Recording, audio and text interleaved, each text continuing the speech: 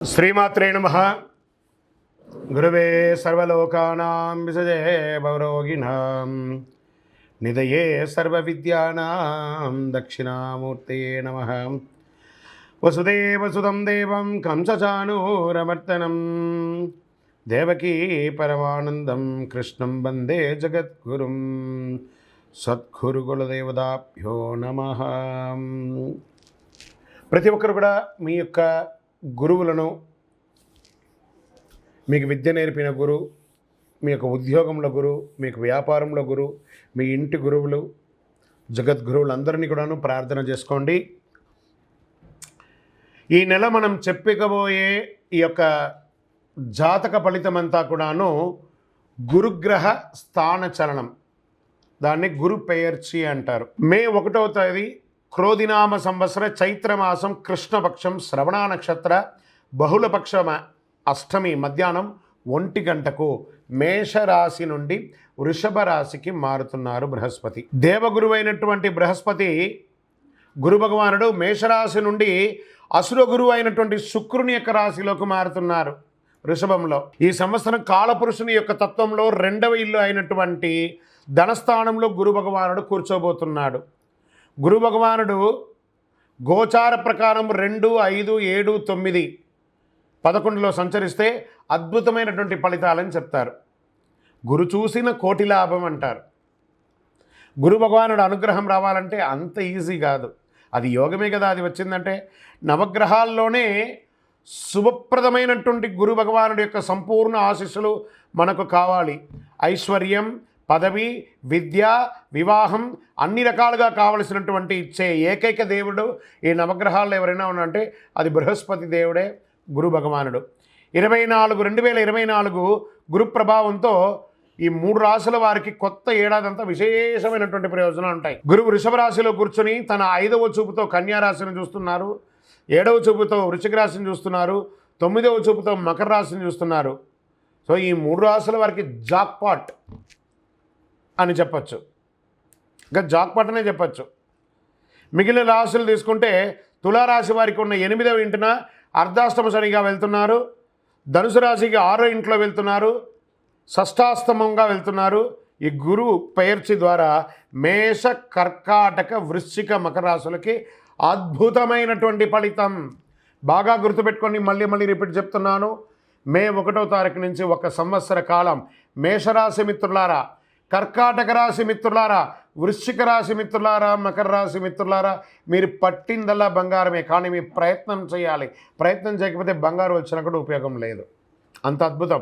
ఈ గురు భగవానుడు అన్ని యోగాలు ఇవ్వబోతున్నాడు. వృషభ, మిథున, సింహ, తుల, ధనుసు రాశి వారు, మీనరాశి వారంతా కూడాను సుమారైనటువంటి ఫలితాలని పొందుతున్నారు. గురు పెయర్చి అనేది గురుస్థానం సంవత్సరానికి ఒక్కసారి జరుగుతుంది. కొన్ని మాసాల్లో అధిక సారంగానూ, కొన్ని మాసాల్లో వక్రగతిలోనూ ప్రయాణిస్తూ ఉంటారు. గురు పెయర్చి ఫలితాలు మాత్రమే ఒక జీవితం యొక్క మార్పుని, వారి యొక్క జీవితాన్ని మారుస్తుంది అంటే మాత్రం చెప్పలేనండి. బాగా గుర్తుపెట్టుకోండి. గురువు మారగానే మీ జీవితం మారిపోతుందంటే కూడా నేను ఒప్పుకోను. మీ యొక్క పుట్టిన జన్మ రాశి, జన్మ లగ్నం, మీరు పుట్టిన సమయంలో ఏదైతే ఉంటుందో మీ యొక్క గ్రహ బలంతోనే జీవితాలు అనేది మారుతుంది. వారి జాతకంలో ఉన్నటువంటి దశాబుద్ధుల గ్రహాల ద్వారానే జాతకం మారుతుంది అని కూడా చెప్పడం జరుగుతుంది. ఓకే, ఈ గురు భగవానుడు అంటే ఎవరు? అసలు మనకు ఒక బయోడేటా ఉంటుంది కదా, నేను సో నా పేరు ఇది, నా గోత్రం ఇది, నా ఇల్లు ఇది, నేను ఇంత చదువుకున్నానని. ఈ గురువు ఎవరు? ఆయనకి సొంత ఇల్లు ఏది? ధనుస్సు, మీనరాశి ఆయనకి సొంత ఇల్లు. ఉచ్చరాశి ఎవరు? కర్కాటక రాశి. నీచరాశి ఎవరు? మకర రాశి. ఆయనకి ఇష్టమైనటువంటి దిశ ఏది? ఉత్తర దిశ. అతిదేవత ఎవరు? బ్రహ్మ. ఆ బృహస్పతి గురుని యొక్క రంగు ఏది? పసుపు. ఆయన ప్రయాణం చేసే వాహనం ఏది? ఏనుగు. ఆయనకి ఉపయోగించే ధాన్యాలేంటి? శనగలు. ఆయనకి ఇచ్చే పుష్పాలేంటి? రోజ్బెర్రీ అంటారు. వస్త్రం పసుపు రంగు వస్త్రం వారికి ఇష్టం. వారు ధరించే రత్నం ఏంటి? పుష్యరాగం, కనక పుష్యరాగం. వారికి ఇచ్చే నివేదన ఏంటి? శనగల పొడితో తయారు చేసిన అన్నం చాలా ఇష్టం వారికి. వారికి ఇచ్చే లోహం ఏంటి? బంగారం. ఆయన యొక్క జాతి ఏంటి? మగ జాతి. ఆయన యొక్క అవయవం ఏంటి? కండరం ఆయన యొక్క అవయవం. స్నేహపూర్వకమైనటువంటి గ్రహాలు ఈ బృహస్పతికి ఎవరెవరు ఉన్నారు? సూర్యుడు, చంద్రుడు, అంగారకుడు. శత్రుగ్రహాలు ఎవరు? బుధుడు, శుక్రుడు.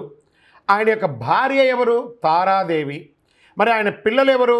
భారద్వాజుడు, కుజుడు. ప్రార్థనా స్థలాలు ఏమున్నాయి? దక్షిణామూర్తి స్థలాలు, గురుస్థానాలు, గురు భగవానునికి సంబంధించిన అన్ని దేవాలయాలు ఆయనకి ప్రార్థనా స్థలమే. ఆయనకి అర్హత ఏంటి? ఈయనకున్న అర్హత, ఈయనకొక పొజిషన్ ఏంటంటే దేవగురువుగా ఆయన ఉన్నారు. ఎంత అద్భుతం చూస్తారా? ఈ బృహస్పతి, మళ్ళీ చెప్తాను, గురు చూసిన కోటి లాభం. సరే, ఈ యొక్క బృహస్పతి యొక్క అనుగ్రహంతో ఈ 12 రాసుల వారికి, ద్వాదశ రాశుల వారికి ఈ సంవత్సరం ఎలా ఉండబోతుందని ఒక్కొక్క రాశిగా మనం తెలుసుకోబోతున్నాం.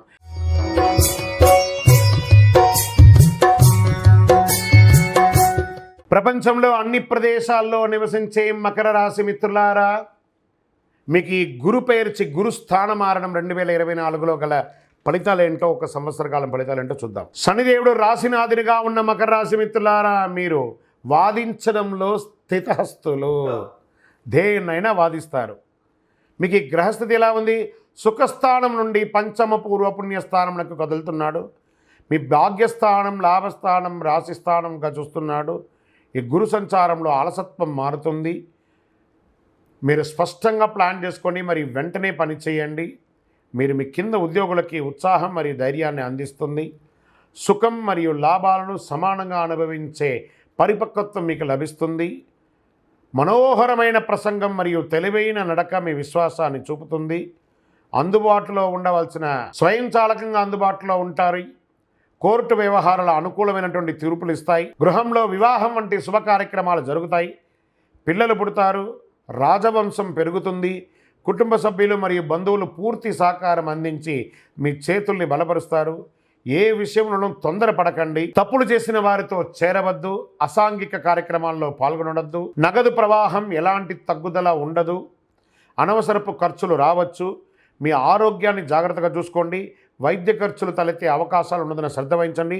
బంధువులు చిన్న చిన్న విషయాన్ని కూడా పెద్ద చేస్తారు కాబట్టి జాగ్రత్త పడండి.